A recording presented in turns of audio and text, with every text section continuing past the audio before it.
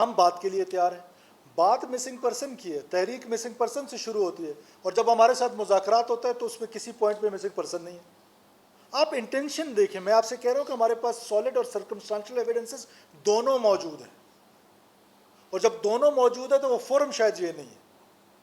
مقصد جو ہے وہ یہ نہیں ہے, مقصد یہ ہے کہ اسٹیٹ کو اور اسٹیٹ انسٹیٹیوشنز کو ملائن کرنا ہے, ان کو اس حد تک ملائن کرنا ہے, اس حد تک پروپیگنڈا ٹول کے ساتھ متاثر کرنا ہے کہ سمپتیز اپنے ساتھ گین کرنی ہے. یہ وہ لوگ ہیں جو ان کے لیے سمپتائزرز پیدا کر رہے ہیں وہ. اور میں آج بھی یہ سمجھتا ہوں کہ وہ بالکل پرفیکٹ ڈیسیجن تھا کہ آج سے 30-40 ہزار ہمارے پاس. ہم کیا کہہ رہے تھے ان کو کہ آپ گوادر میں جیڈا میں کر لینا, ہم تو نہیں روک رہے تھے. کیوں انہوں نے جیڈا میں نہیں کیا؟ کیوں میرین ڈرائیو پہ کرنا چاہتے تھے؟ پھر میرین ڈرائیو کا کیا حشر کیا انہوں نے؟ جو میرین ڈرائیو کا ابھی حال ہے وہ کیا دکھایا ہے کسی نے؟ آپ کے چینلز میں سے کسی نے دکھایا ہے کہ اس کے بعد اس کے ساتھ کیا کیا؟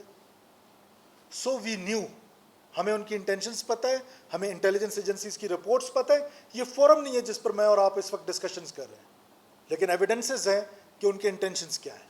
تو انٹینشنز کو دیکھ کے حکومت فیصلے کرتی ہے. دیکھیے, اسمارٹ کائنیٹک اپروچ ہے ہماری, کوئی گرینڈ آپریشن کی ضرورت نہیں ہے, اتنی بڑی کیپیسٹی نہیں ہے ان کی. Smart kinetic approach I B Os کے ذریعے ہم انشاءاللہ تعالیٰ اس میس کو کنٹرول کریں گے, اور آئی بی اوز کے ذریعے انشاءاللہ تعالیٰ ان کو کیفر کردار تک پہنچائیں گے.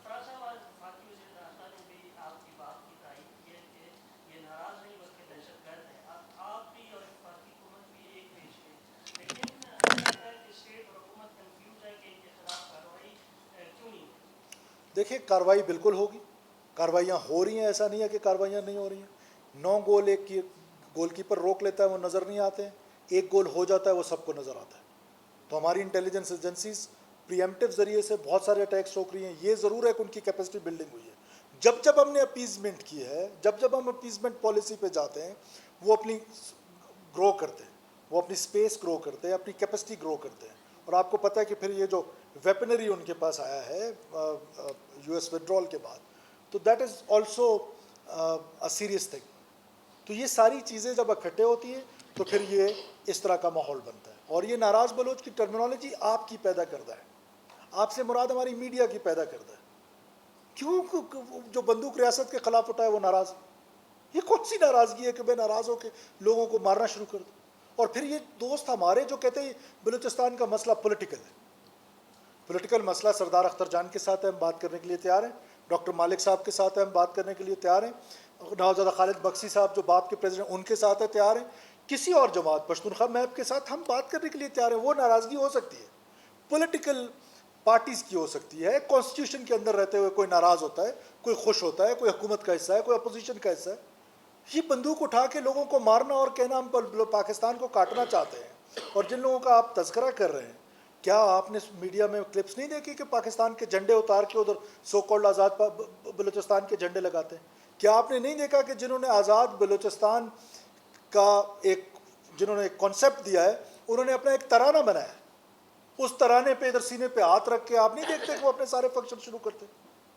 تو اب بھی کوئی وہ رہ گئی ہے کہ یہ پھر پرامن کا لباد ہے کہ جی ہم پرامن ہیں. یہ کون سا پرامن ہے؟ میں 400 کا جتھا لے اور کوئی اسمبلی نہیں چلنے دوں گا, میں تو پرامن ہوں.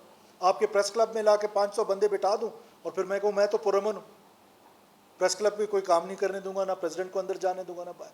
سو یہ اب سمجھ جانا چاہیے بلوچستان کے لوگوں کو کہ یہ منظم قسم کی ریاست پاکستان کے خلاف سازش ہے, جس کے 3 پرونگ ہیں. ایک وہ ہے جو ملیٹنٹ ہیں, جو بندوق ہتھیار کے ذریعے پاکستان کو توڑنا چاہتے ہیں.